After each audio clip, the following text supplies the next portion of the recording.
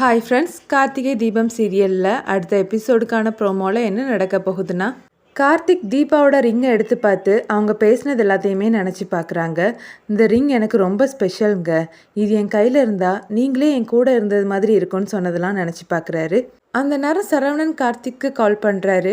கார்த்திக்கும் அட்டன் பண்ணி பேச, கார்த்திக் எதையும் ஃபோனில் பேச வேண்டாம், நான் லொக்கேஷன் ஷேர் பண்ணுறேன், உடனே அங்கே வாங்கன்னு சொல்லிட்டு வைக்கிறாரு. கார்த்திக்கும் ஹாஸ்பிட்டல்லேருந்து கிளம்புறாரு. இதை கவனித்த ஐஸ்வர்யா, கார்த்திக் இவ்வளோ அவசரமாக எங்கே போகிறாரு, ஒரு வேளை தீபாவை பற்றி எதுவும் தெரிஞ்சிருக்குமான்னு டென்ஷனாக நிற்கிறாங்க. கார்த்திக் சரவணன் சொன்ன இடத்துல போய் அவரை பார்த்து பேசுகிறாரு. வாங்க கார்த்திக், இந்த புடவை உங்கள் ஒய்ஃபோட புடவையாக பாருங்கன்னு சொல்லி 2 புடவையை காட்டுறாரு. கார்த்திக் அதில் தீபா கட்டியிருந்த புடவையை வாங்கி பார்க்குறாரு. ஆமாம் சார், இது தீபாவோட புடவை தான் சொல்ல, இதுதான் அந்த பள்ளத்தாக்குல இருந்து இப்போதைக்கு கிடச்சிருக்குது. இந்த சாரீ பள்ளத்தாக்கில் கிடச்சிருக்குதுன்னா கண்டிப்பாக தீபா அங்கே தான் விழுந்திருக்கணும். தேட போனவங்களால ஆழத்துக்கு போய் பார்க்க முடியலை, அதனால அவங்க திரும்பி வந்துட்டாங்கன்னு சொல்ல கார்த்திக் வருத்தப்பட்டு அழுறாரு.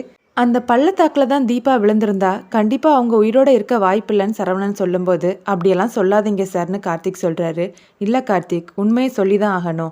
அந்த பள்ளத்தாக்கில் விழுந்து நிறைய பேர் இறந்து போயிருக்காங்க. அதில் சில பேருடைய பாடி தான் கிடச்சிருக்கு. நிறைய பேருடைய பாடி கிடைக்கவும் இல்லை, அவங்க திரும்பி வரவும் இல்லை. அதனால் அதில் விழுந்தவங்க எல்லாரையுமே நாங்கள் காணாமல் போன லிஸ்ட்டில் தான் சேர்த்து வச்சுருக்கோன்னு சொல்கிறாரு. அதை கேட்டு கார்த்திக் வருத்தப்பட இந்த எபிசோட் ப்ரோமோ முடியுது.